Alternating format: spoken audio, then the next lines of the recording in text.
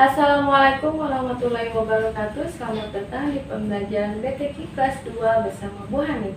Alhamdulillah anak-anakku, pada kesempatan kali ini kita dapat bertemu kembali.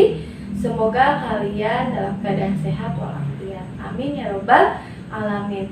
Nah anak-anakku, pada kesempatan kali ini kita akan membahas tentang mengenal surat-surat pendek pada Al-Quran.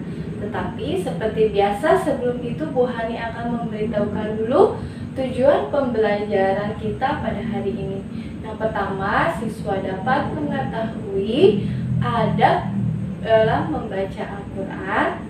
Yang kedua, siswa dapat mengetahui surat-surat mufassal atau surat-surat pendek pada Al-Quran.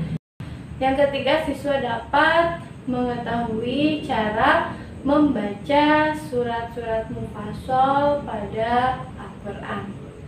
Nah, baik, sebelum kita mulai, kita awali dengan bacaan basmalah bersama-sama.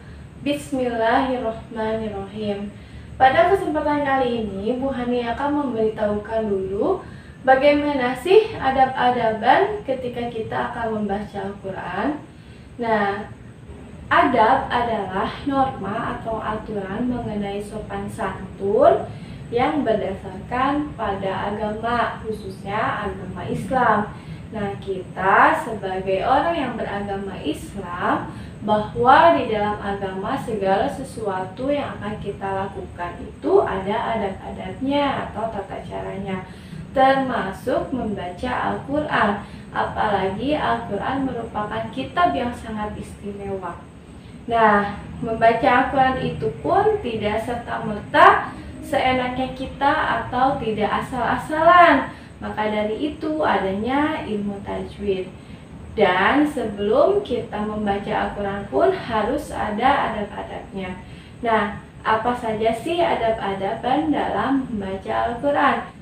Yang pertama, kalian harus bersuci terlebih dahulu atau dalam keadaan suci. Suci itu bersih dari hadas besar maupun hadas kecil.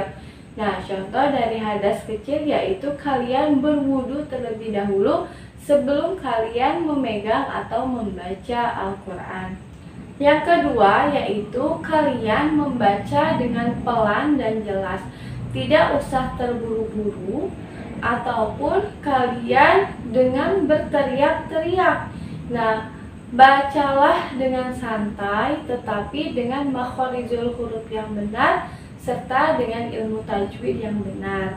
Nah, yang ketiga yaitu bacalah dengan khusyuk. Nah, khusyuk di sini yaitu dengan bersungguh-sungguh, tidak terpotong-potong dengan berbicara kepada orang lain, kecuali memang itu darurat. Contoh misalnya ketika kita akan membaca Al-Quran, kita dipanggil oleh seseorang. Nah, tidak apa-apa kalau kita hanya menjawab sesekali saja. Tetapi apabila kita sedang membaca, terus ada teman mengajak kita ngobrol, sebaiknya kita tutup terlebih dahulu atau selesaikan dulu membaca Al-Quran, baru kita ngobrol dengan teman. Nah, selanjutnya adab-adaban dalam membaca Al-Quran yaitu dengan membaguskan suara. Nah, membaguskan suara di sini dengan sekemampuan kita saja, dan itu pun kita harus sesuai dengan ilmu tajwid dan makhorijul huruf yang benar atau tata cara keluar huruf yang benar. Yang kelima yaitu mulailah dengan isti'adzah, yaitu meminta perlindungan kepada Allah Subhanahu wa Ta'ala. Nah, contohnya dengan cara membaca ta'awudz, a'udzubillahi minasyaitonirrajim, maupun dengan membaca basmalah, bismillahirrahmanirrahim. Kenapa kita harus membaca basmalah terlebih dahulu? Karena di dalam kalimat bismillah, menurut Imam Ibnu Katsir, bahwa di dalam bacaan bismillahirrahmanirrahim itu terdapat sebuah keberkahan. Maka dianjurkan segala aktivitas yang akan kita lakukan, mulailah dengan membaca bismillahirrahmanirrahim. Nah, anak-anakku, itulah 5 adab-adaban dalam membaca Al-Quran. Semoga kita bisa melaksanakan atau bisa mengamalkan dalam kehidupan kita sehari-hari, khususnya dalam membaca Al-Quran. Untuk pertemuan selanjutnya nanti kita akan membahas tentang surat-surat mufassal.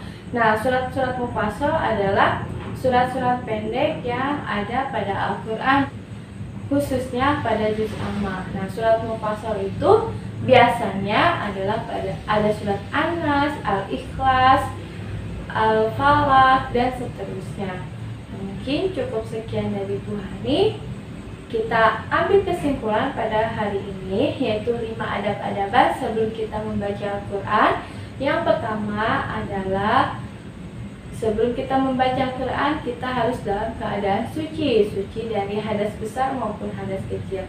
Yang kedua, bacalah Al-Quran dengan pelan-pelan dan jelas. Dan yang ketiga, bacalah dengan khusyuk atau tidak terpotong-potong dengan mengobrol kepada orang lain. Yang keempat, yaitu merdukanlah suara kalian. Dan yang kelima, mulailah dengan isti'adzah, yaitu meminta perlindungan kepada Allah Subhanahu wa Ta'ala. Semoga apa yang kita kerjakan menjadi berkah dan menjadi amal soleh untuk kita semua.